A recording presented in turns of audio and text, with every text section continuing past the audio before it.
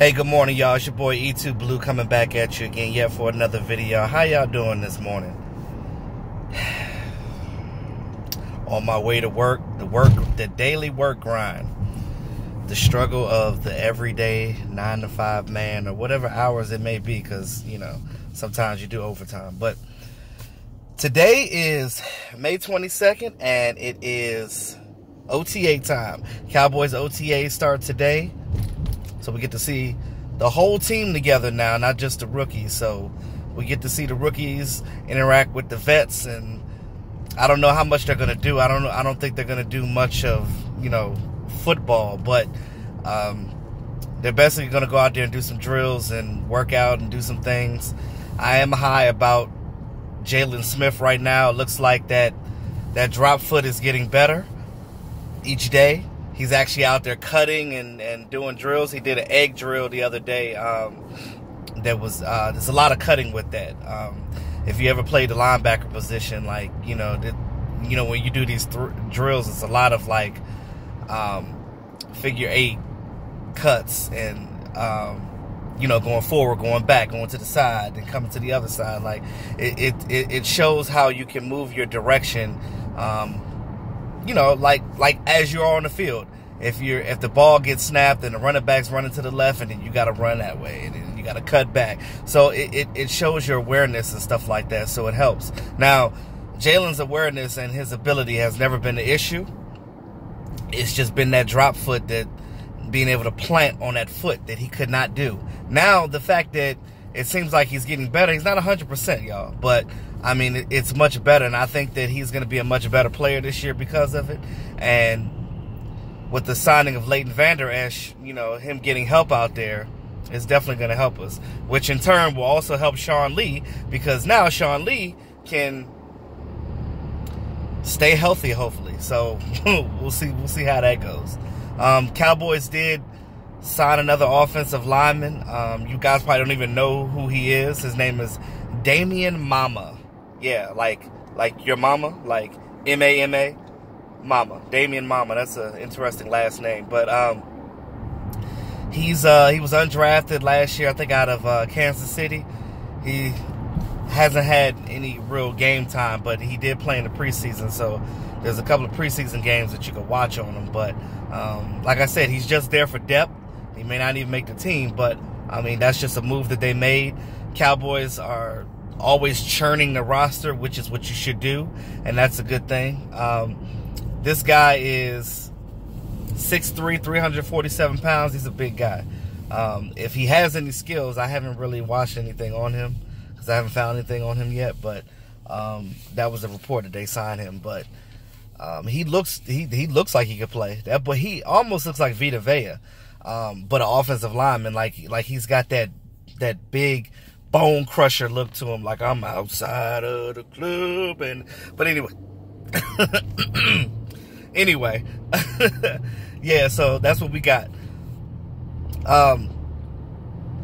Another thing too, you guys know, with the addition of Chris Richard as the passing game coordinator, which I think at some point he's going to be the defensive coordinator. I'm pretty sure that's going to happen. But we already know that he's out here implementing his game plan, the things that he wants to do as a coach. We already know that Chris Richard, by being in Seattle when he was there, we already know that he likes big corners. He likes big safeties. He just likes big DBs in general. So this team, you guys know before, we've never had nobody over the height of 6 foot outside of Jeff Heath. Jeff Heath is 6'1", but we've never had any big guys, big DBs on our team. And, you know, Chris Richard wants to bring that. But again, when you come to a team, you don't have a choice right away. You have to deal with what you have, deal with the cards that are dealt. I mean, it seems like he likes some of the guys that we already have. He loves Jordan Lewis. He loves Byron Jones. So, you know, he thinks that these guys have potential. So these guys have the potential. He can mold them into what he wants, and that's always a good thing. Now, all of the undrafted free agents that we got, since we did not draft a corner and we did not draft a safety, you look at the undrafted guys that we do have on this team, And all of them are 6'1" or plus. 6'1" or over. And you look at a guy that we have, Cam Kelly. I know some of you guys, heard about him. He's one of the guys that we have as an undrafted free agent. He was compared by Chris Richard. Not compared, but as far as size-wise, to your man, Richard Sherman. Now, that's kind of high praise for somebody that hasn't busted grape in the league and also wasn't drafted. Now, we're not saying that he is Richard Sherman. We said that he has the potential to be. Now, I think Chris Richard, he has that Marinelli mentality where he could take these young, scrappy guys, or what we call orphans, and make them into stars and make them into something.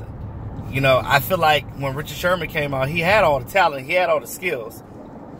But when he was with Seattle, Chris Richard put him over the top. That's why he became a 5-time Pro Bowler and 3-time All-Pro.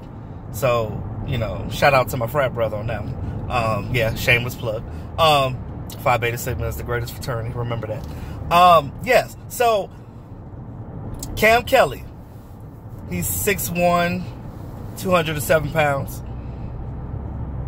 31.5-inch arms. Now, his measurables are similar to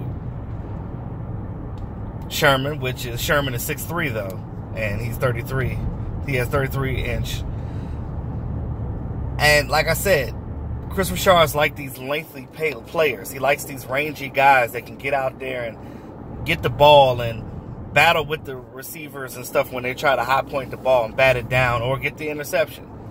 Now, he thinks that Cam Kelly has promise. He thinks that he could possibly make this team. We'll see.